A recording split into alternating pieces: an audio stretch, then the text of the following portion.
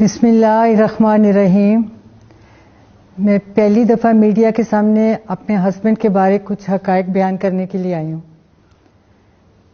آج سے چند روز پیشتر مجھے پی آئی سی ہاسپٹل سے فون آیا، رات کے تقریباً 1:30 بجے میں سوئی ہوئی تھی اس وقت۔ اس فون کال پہ میں اٹھی، گھبرا کے میں نے پوچھا، پتہ چلا کہ جی ڈاکٹر صاحب بول رہے ہیں پی آئی سی سے، تو آپ کے ہسبینڈ کے بارے میں بات کرنی ہے۔ میں بڑی پریشان ہوئی، میں نے کہا وہ تو کیمپ جیل میں ہے، تو آپ ادھر سے کیسے بول رہے ہیں؟ انہوں نے بتایا نہیں، انہیں ایمرجنسی میں ہمارے پاس لایا گیا ہے کہ ان کی اچانک طبیعت خراب ہو گئی ہے، تو آپ میڈم جتنی جلدی ہو سکے ان کی ساری میڈیکل رپورٹس لے کر ہمارے پاس پہنچ جائیں۔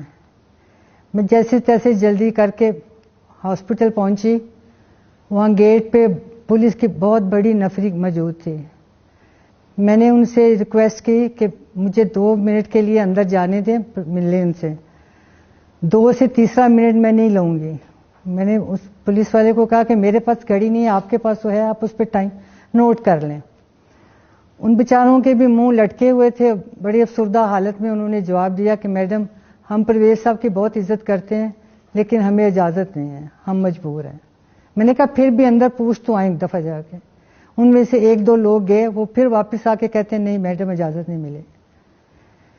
بہرحال میں وہاں کوئی تقریباً 2-3-4 گھنٹے، مجھے ٹائم نہیں یاد کتنا ٹائم میں وہاں کھڑی رہی ہوں۔ تو اس کے بعد کوئی تقریباً 4:30-5 بجے یہ پرویز کو واپس لے گئے ادھر کیمپ جیل، ان کے انکمپلیٹ ٹیسٹوں کے ساتھ۔ اس چیز کی گواہی آپ کو پی آئی سی کے ڈاکٹر بھی دیں گے کہ ان کے ٹیسٹ کمپلیٹ نہیں ہونے دیے گئے۔ ڈاکٹرز نے روکنے کی کوشش کی لیکن وہ نہیں روکے گئے۔ اس کے بعد پھر دوسرے دن میں نے ملاقات کے لیے ٹرائی کیا، کافی ریکویسٹ روز کی جاتی تھی لیکن وہاں سے کوئی جواب نہیں ملتا تھا۔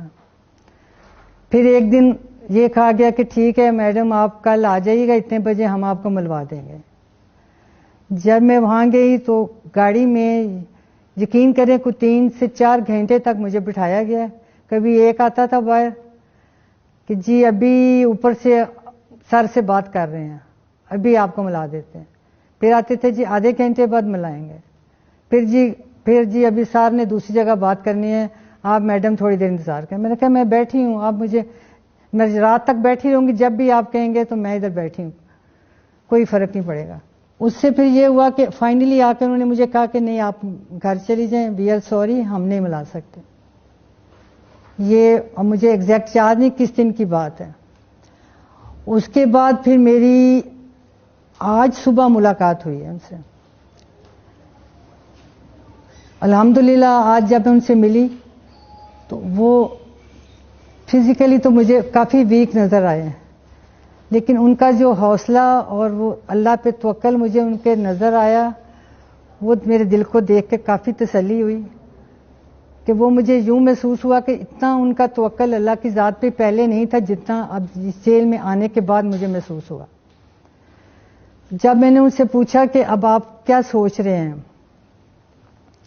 تو اس پہ انہوں نے مجھے بتایا، میں سمجھنا چاہ رہی تھی کہ اس جسمانی اور ذہنی تشدد کے بعد اب ان کی اپنی ذاتی کیا سوچ ہے، وہ کیا چاہتے ہیں۔ اس پہ انہوں نے مجھے بتایا کہ میرا پہلے سٹینڈ اور پہلے جو میرا سٹانس تھا میں آج بھی اسی پہ قائم ہوں، میرا آج بھی وہی موقف ہے جو پہلے تھا، اور آج بھی اسی پہ قائم ہوں، اور انشاءاللہ تعالی آئندہ بھی میں اسی پہ قائم رہوں گا۔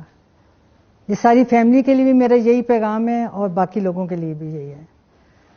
اس پہ شکر ہے، میرے دل کو کافی تسلی ہوئی۔ لیکن جو انہوں نے مجھے جیل کے حالات بتائے وہ میں آپ سب کو بیان کرنا چاہتی ہوں کہ جو جیل میں، پنجاب کی ساری جیلوں میں جب مجھے پتا چلا ہے کہ ہر قیدی کو، سی کلاس قیدی کو، وہ بھی سی کلاس میں ہے، کوئی اے بی کچھ نہیں ہے، کوئی بھی بندہ وہاں سے چیک کر سکتا ہے۔ جس کسی کو بھی میری اس بات پہ ذرا سا بھی شبہ شک ہوئے وہ وہاں سے بآسانی چیک کر سکتا ہے کہ میری اس بات میں کتنی سچائی ہے۔ اور سی کلاس سے مراد وہ ہے جو کہ پاکستان کے، پنجاب کے ہر شہری کو، سی کلاس والے کو جو سہولتیں میسر ہوتی ہیں ان کو وہ نہیں دی گئی۔ میرا صرف یہ سوال ہے، میں یہ جاننا چاہتی ہوں، 77 ایئر ان کی ایج ہے، اس شخص کے ساتھ یہ ظالمانہ سلوک کس لیے کیا جا رہا ہے اور یہ جبر و استبداد کس وجہ سے؟ آخر ان کا قصور بتائیں، اتنا بڑا کیا قصور ہے، اور یہ ہماری سنوائی کیوں نہیں ہو رہی، اس کی کیا وجہ ہے؟ کہیں کہیں داد رسی نہیں ہو رہی۔ میں صرف اس وجہ سے سامنے آئی ہوں کہ اس چیز کا مجھے کہیں سے کوئی جواب تو دے کہ کیا وجہ ہے یہ سب چیز کے، کہ جو بنیادی حقوق ہیں عام شہری کے، ان کو عام شہری سمجھے، عام قیدی سمجھے۔ عام قیدی کے طور پہ تو ان کو سہولتیں ملنی چاہیے یا نہیں چاہیے، مجھے صرف اس چیز کا جواب چاہیے کہ یہ سب کس لیے ہے۔ وہ شکر ہے اللہ کا، الحمدللہ ان کا توکل اللہ تعالیٰ کی ذات پہ مجھے دیکھ کے بہت خوشی ہوئی ہے کہ وہ ان کا بہت سٹرونگ ہے۔